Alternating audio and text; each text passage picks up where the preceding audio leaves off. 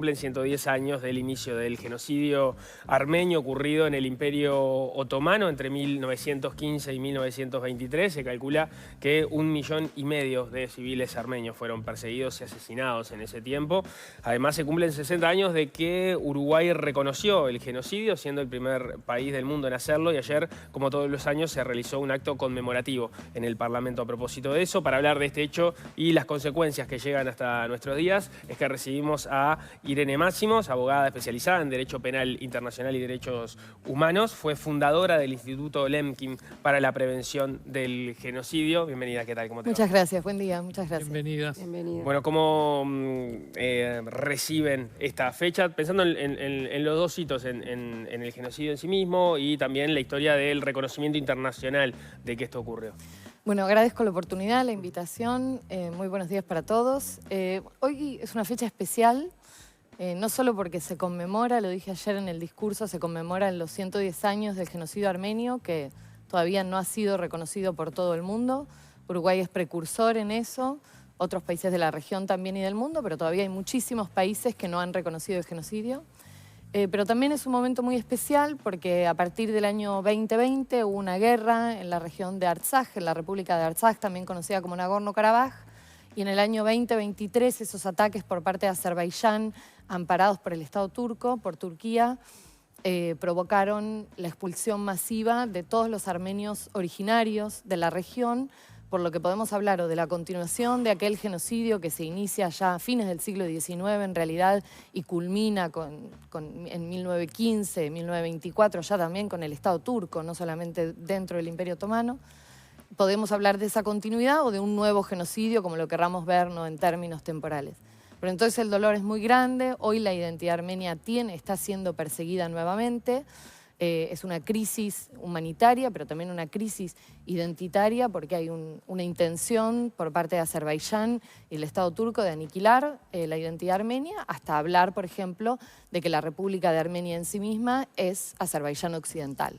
Así que es una fecha especial no solo para conmemorar, sino también para crear un poco de conciencia sobre lo que le está pasando al pueblo armenio en este momento. La situación de los armenios que fueron desplazados en este último episodio, ¿cuál es?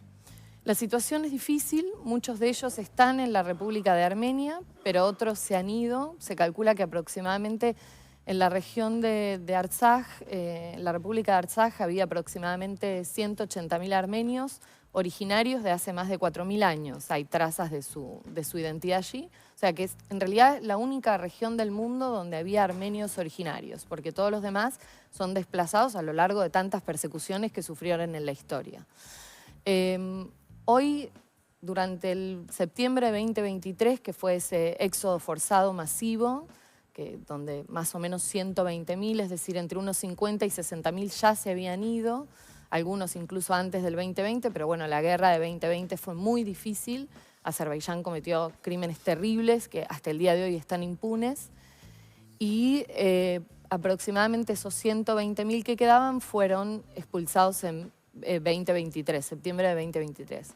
Hoy se calcula que unos 40.000 se fueron de la República de Armenia y están, por ejemplo, muchos de ellos en Rusia, donde es un lugar al que habitualmente tiene armenios y tiene una comunidad armenia importante y también armenios de Artsaj, así que muchos de ellos están ahí, lo que, bueno, genera esa separación, esa escisión del grupo originario, que también dificulta después otras cuestiones, como, bueno, discutir el derecho al retorno, que es tan importante y tiene que estar hoy en la mesa de discusión del pueblo de Artsaj. Así que la situación es compleja, ¿no? Es muy compleja. ¿Cómo ha reaccionado la comunidad internacional? ¿Reconoce el dominio de Azerbaiyán sobre este territorio o no? Sí, la comunidad internacional, o sea, hablar de la historia de Artsaj es complejo, lleva muchísimo tiempo. La comunidad internacional lo reconoce como parte, que es una cuestión en realidad soviética, porque Stalin otorga un territorio en muy simples palabras, y me disculpo por no poder ser tan completa en la extensión, pero Stalin, durante la Unión Soviética, otorga ese pequeño territorio habitado en un 97-98% por armenios étnicos a Azerbaiyán, un país túrquico, o sea, casi también en un 90 y pico %. Entonces, en esa idea de divide y reinarás, como pasó en casi todas las exrepúblicas soviéticas que hoy se encuentran en conflicto, todas, no hay una sola en realidad que no tenga alguna conflictiva, bueno, generó que los armenios quisieran su independencia, primero, bueno, como parte de Armenia, luego como Estado independiente en sí, han luchado, y ellos han luchado por un proceso de autodeterminación durante muchísimo tiempo, gobiernos democráticamente electos consecutivamente, o sea, un país, un Estado realmente democrático. Pero la comunidad internacional no lo reconocía como un Estado autónomo, ¿no? Bueno, cuestiones políticas, etcétera.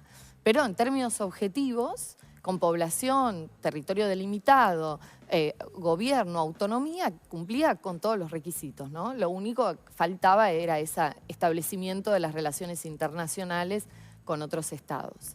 Pero que bueno, que igual de algún modo las tuvo, ¿no? Es una cuestión de voluntad internacional y la comunidad ha sido muy indiferente desde el 2020 en adelante a toda la problemática en la zona. En el año 2021 se marcó un hito importante justamente porque Estados Unidos da reconocimiento formalmente al genocidio. Esto sucede bajo la administración de Joe Biden.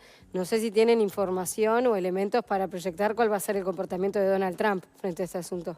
No sé, realmente no podría decirlo. Se han hablado, siempre hay esperanza con algún cambio de gobierno, pero es muy difícil pensar en que va a haber algún cambio en esta cuestión. En algún momento se pensaba porque quizás con una orientación hacia la protección de los cristianos, quizás podía, pero bueno, la situación está muy compleja. El reconocimiento, como bien dijo, fue recién en el año 2021, o sea, tardó muchísimos años, más de 100 años en reconocer el genocidio armenio en Estados Unidos. Siempre habló de masacre, no de genocidio. La primera vez que utilizó esa palabra fue en el 2021. Y bueno, ahora la situación en el mundo es compleja en general, en muchos lugares, entonces no se vislumbra demasiada expectativa ni esperanza, ni en Estados Unidos ni en la Unión Europea también. Quiero destacar que la Cámara, sí, en la Unión Europea de Representantes, el Parlamento Europeo ha tenido resoluciones positivas, es decir, de amparo y de protección para los armenios de Artsaj, pero realmente en la práctica, como es el Consejo de Europa y toda la burocracia de la Unión Europea, no ha permitido que en realidad se materialice nada, ¿no? Y Azerbaiyán es un aliado muy importante de muchos países dentro de la Unión Europea, un aliado económico, ¿no? Y eso también genera muchas dificultades. ¿Cuáles han sido los obstáculos a nivel internacional para que haya sido tan dificultoso el reconocimiento del genocidio por parte de la comunidad internacional? Probablemente, no soy tampoco tan analista internacional, así que voy a decir algunas opiniones personales. Obviamente el lobby turco, ¿no? El Estado turco es muy importante y bueno, la alianza también económica amparada por ese Estado turco de Azerbaiyán con muchos países de Europa, sobre todo profundizada por la guerra en Rusia, ¿no? Que el petróleo y el gas de Rusia ya no estaban siendo comprados directamente, porque ese petróleo y gas va vía Azerbaiyán a Europa de la misma manera, o sea, el origen es el mismo, nada más que se cambia un poco el camino. Entonces, bueno, eso ha sido un límite importante, realmente considero yo, esa incidencia política y económica que tienen especialmente Turquía, pero también Azerbaiyán en la región europea y seguramente en los Estados Unidos y en el mundo en general. Ya hemos hablado en algunas otras oportunidades a propósito de eso, pero bueno, la fecha lo amerita. Podemos sintetizar mínimamente qué fue lo que ocurrió cuando se dio inicio al genocidio armenio.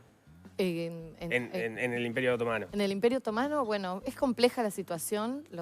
No solamente los armenios fueron perseguidos, sino también otros grupos de cristianos. Hay muchísimas teorías en cuanto a cuál fue el origen y la causa. Es muy difícil en general explicar en los genocidios cuál es la razón por la que se da. Siempre hay justificativos económicos, políticos, de incidencia, etc.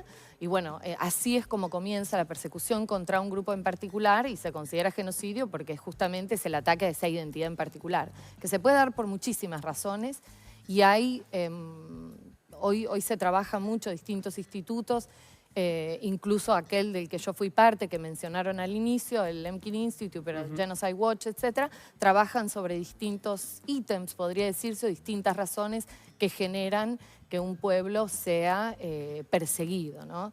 Lo mismo la cuestión ahora, hay cuestiones, esta persecución actual es el control de esta región, también cuestiones económicas, las riquezas que puede tener Artsaj, también un conflicto irresuelto, muchísimas cosas. Lo que pasa que hay un odio en particular, y eso quiero destacar, hay un odio en particular a la identidad armenia que no tiene en realidad una explicación clara, sino que es una construcción que se hace tanto política como social, como económica o antropológica hacia un grupo en particular, en este caso la identidad armenia. Pero bueno, hablar, ¿no?, de todos los orígenes y de toda la persecución que se dio del genocidio es complejo y es demasiado largo, pero en términos generales podríamos decir eso. Turquía ha mantenido la negativa total en los últimos años, no ha habido ningún avance en ese sentido, ¿no? No, no ha habido ningún avance, creo que no lo va a haber. Yo en varias oportunidades tengo la suerte de viajar mucho y he hablado con gente de Turquía, gente turca, y bueno, enseguida niegan.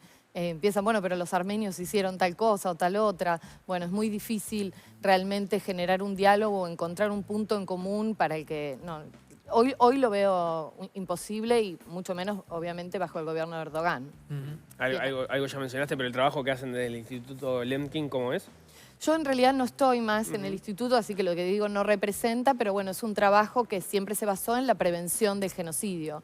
Lo mismo otra organización muy importante que es Genocide Watch, a la que tampoco pertenezco, pero bueno, se trabaja sobre la incidencia para prevenir lo que llamamos el momento de la matanza generalizada de personas, o por ejemplo en el caso de Artsaj, donde no hubo una matanza generalizada, pero sí hubo una expulsión masiva que genera la destrucción total del grupo, porque el grupo ya deja de existir tal cual es en la región de donde es originario, ¿no? Entonces el grupo está completamente cindido.